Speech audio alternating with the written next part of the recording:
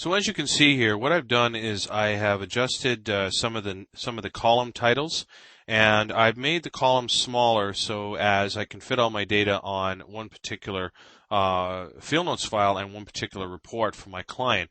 Now, if I am doing multiple tests with the same kind of information, so if I'm producing both gas and fluids, field notes provides you with the ability to use this particular table over and over again for multiple production tests.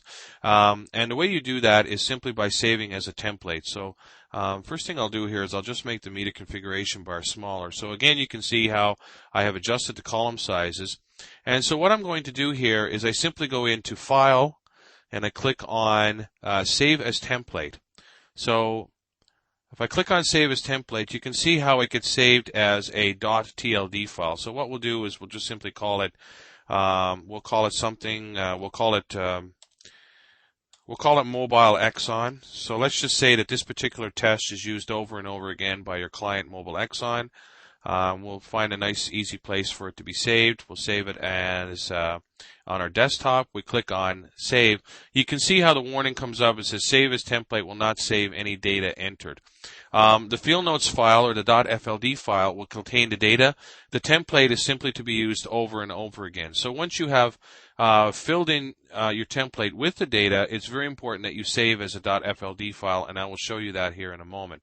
So I just simply click OK, and now that has now been saved as a template. Now, if I want to open the template, I just simply go File, Open, and you can see how I've saved the template right here on my desktop. I click on the template, I click on Open, I click on No here, and you can see how it comes up, and the template has been saved, and it can be used over and over again. When you wish to save as a .fld file, after you've inputted your data, you simply go File, Save As, and you can see how it automatically defaults to an FLD file anyway, so you just simply name it whatever you wish to use, whether it be a unique well identifier. You click on Save, and the file is saved as a .fld file. So we've now saved our file as a template file. And as I showed you in the previous section, you can save your template file to whatever folder or whatever location on your computer that you wish. The other thing I wish to show you about saving as a template is that Field Notes version 3 will give you a default folder in which to save your template files in. And you can see how I have the template file open here. And so if I go under File and I go Save as Template, you can see here that it's asking me to name the file. So what we'll do is we'll just simply call it, let's call it Fiquette1.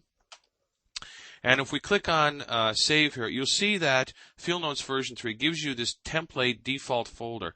It is recommended and encouraged that you do save your template files into this template folder, because when you reopen the software, a shortcut dialog box will appear, and any templates that you save into this folder will appear in the shortcut dialog box, making it much more efficient and easier to find your templates in the event that you have misplaced them in the future. So what we'll do is we'll just click Save. Again, the template will not save any of the data. The Field Notes file is the file that will have the data in it, but the template can be used over and over again in multiple tests. So we click OK. Now what we're going to do is we're going to close out our software. So as you can see, I've reopened Field Notes. You can see that the release notes come up, and then if I click OK, you take a look at the shortcut dialog box, and you can see that the template file, which I had saved as Fiquette1, has now been incorporated into the shortcut dialog box, and it makes it very, very easy to recover. So very important note that it is strongly recommended that you do save your template files into the default template folder so that it will show up in the shortcut dialog box for future use.